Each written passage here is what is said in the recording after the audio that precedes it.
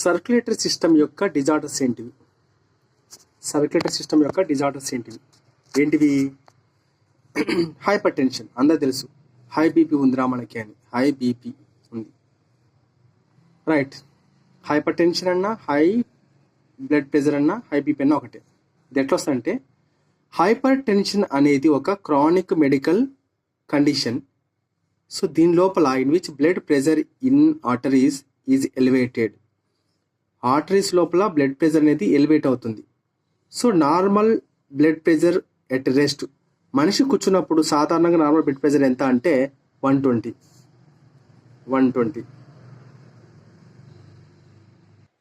ఎంత 120 mmHg. ఇది systolic. తర్వాత 80 డయాస్టోలిక్లో ఎంత ఉండాలి? 80 mmHg ఉండాలి. సో దీన్ని ఎలా రాస్తారంటే, ఎలా రాస్తారంటే 120/80 అని రాస్తారు నార్మల్గా రెస్టింగ్ పొజిషన్లో. ఆన్ అన్ యావరేజ్ సో యావరేజ్గా అట్లా రాస్తారన్నమాట. హై బ్లడ్ ప్రెషర్ ఉండడం వల్ల మనకు హార్ట్ డిసీజెస్కు దారితీస్తాయి. సో తర్వాత ఇంకేంటంటే also affects the other vital organs such as brain and kidney. బ్రెయిన్లో రక్తనాళాలు పగిలిపోవడం, కిడ్నీలో రక్తనాళాలు పగిలిపోవడం జరుగుతుంది అన్నమాట. నెక్స్ట్ బ్లడ్ ప్రెషర్ బీపీ ఏంటంటే, it is the force exerted by the blood against the walls of the vessels. Blood ద్వారా ఏర్పడిన ఫోర్సు అది against the walls of the vessels. It is also affected by age, sex, state of హెల్త్ను బట్టి BP అనేది పెరుగుతూ ఉంటుంది అనమాట. Blood pressure is measured in the brachial artery. గుర్తుపెట్టుకోండి, brachial artery of the arm అంటే ఏంది? బ్రాంకియల్ ఆర్టరీ అంటే ఏంటి? మన కుడి చెయ్యి ఉంటుంది చూసావా, కుడి చెయ్యి. Blood pressure is measured in the brachial artery of the arm by using sphygmomanometer. ఈ స్పెల్లింగ్ ఉంది SPHYGMO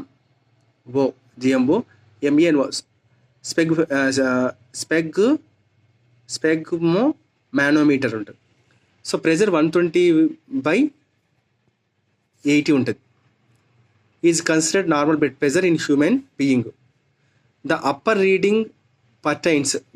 reading pertains to systolic pressure. ఇది పైది అంటే లోయర్ రీడింగ్ డయాస్ట్రిక్ ప్రెషర్ అన్నమాట. బ్లడ్ ప్రెషర్ అబౌవ్ 140/90 ఉంటే దాన్ని ఏమంటారంటే హైపర్ టెన్షన్, హై బీపీ ఉందని అర్థం. It is worth knowing that it is universally believed that excessive intake of salt causes the hypertension in addition to genetic reason.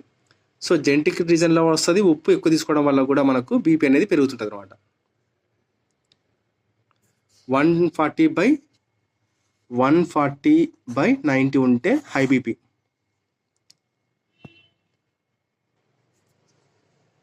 Coronary artery disease, ఇది exam point of వ్యూలో బాగుంది. SAD, coronary artery disease. SAD often refers to as atherosclerotic heart disease. It is the result of accumulation of calcium.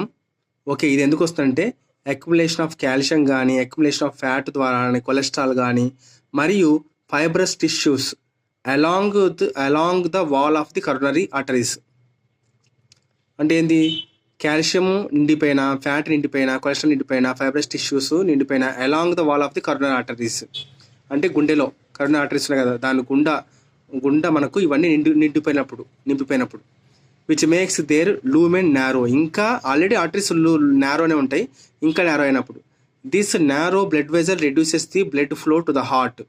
అప్పుడు ఏమైతే గుండెకి రక్త ప్రసరణ అనేది ఆగిపోతుంది అన్నమాట. కాజెస్ దీని ఏంటంటే ఎక్స్షీమియా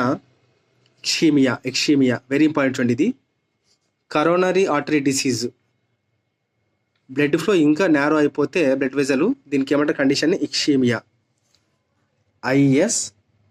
ISCHEMIA ఎక్స్షీమియా అంటారు కండిషన్. దిస్ కాజ్ ఎక్స్షీమియా. సో ఇక్కడ ఏమంటారు అంటే restriction of blood flow to the muscle tissue causing the shortage of oxygen. So ఎక్స్షీమియా అంటే ఏంటంటే మజిల్ టిష్యూకు బ్లడ్ సప్లై అనేది అంతరాయం కలిగిస్తుంది. దానివల్ల మనకు ఆక్సిజన్ సప్లై అనేది మజిల్ టిష్యూకి తక్కువ పోతుంది. దానినే హిక్సిమియా అంటారు. Myocardial cells may die due to lack of. Myocardial cells అంటే ఇది గుండె సెల్స్ ఆక్సిజన్ లేకపోతే చనిపోతాయి అంటున్నాడు. This is called a myocardial infarction. Very very important. Myocardial infarction. It leads to heart muscle damage. అప్పుడు గుండె యొక్క మజిల్ డ్యామేజ్ అవుతుంది. So CAD is associated with smoking. ఎక్కువ ఎవరికి వస్తుందంటే స్మోకింగ్ ఉండే వాళ్ళలో ఇది రావచ్చు, డయాబెటీస్లో ఉండే వాళ్ళు, తర్వాత హైపర్ టెన్షన్ బీపీ ఉండే వాళ్ళలో ఇది రావచ్చు, coronary artery disease. Very very important. ఇది ఇంపార్టెంట్. ఈ పాయింట్ ఇది ఏంటంటే మజిల్ టిష్యూకు మనకు హార్ట్ సప్లై అంటే మజిల్ టిష్యూకు బ్లడ్ సప్లై తగ్గిపోతే ఆక్సిజన్ షార్టేజ్ వస్తే దీన్ని ఇక్సిమియా అంటారు. అదే మయోకార్డియల్ సెల్స్ అనేటివి ఆక్సిజన్ లేకపోతే చనిపోతే దాన్ని మయోకార్డియల్ ఇన్ఫ్రాక్షన్ అంటారు. అప్పుడు అన్నమాట అదే యాంజియా pectoris. It is marked by chest pain. First స్టార్టింగ్లో మనకు ఛాతి నొప్పి కిందకి వస్తుంది. Caused by narrowing of blood vessels to the heart. So it is marked by chest pain caused by narrowing of the blood vessels to the heart. ఇక్సిమియా. Okay, ఇక్సిమియా వచ్చిన తర్వాత మనకు chest pain వస్తుంది, ఎందుకంటే దాని నరాలు చెస్ట్ వరకు వెళ్ళి ఉంటాయి కాబట్టి. So angina pectoris is a warning signal of the deprivation of blood supply to the heart muscles. Okay, heart మజిల్స్లో మనకు బ్లడ్ సప్లై తక్కువ అవుతుంది అనే కండిషన్ అన్నాం కదా. సో ఈ వార్నింగ్ సిగ్నల్, చెస్ట్ పెయిన్ వచ్చిందంటే వార్నింగ్ సిగ్నల్ అని చెప్తున్నాడు. Angina pectina is a warning signal of the deprivation of the blood supply to the heart muscle. However, there is no necrosis.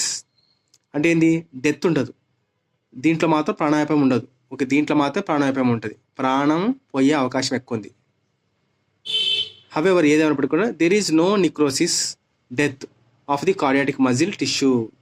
So cardiac muscle యొక్క tissue అయినా ఉండదు. Only muscle tissue మాత్రమే supply ఉండదు.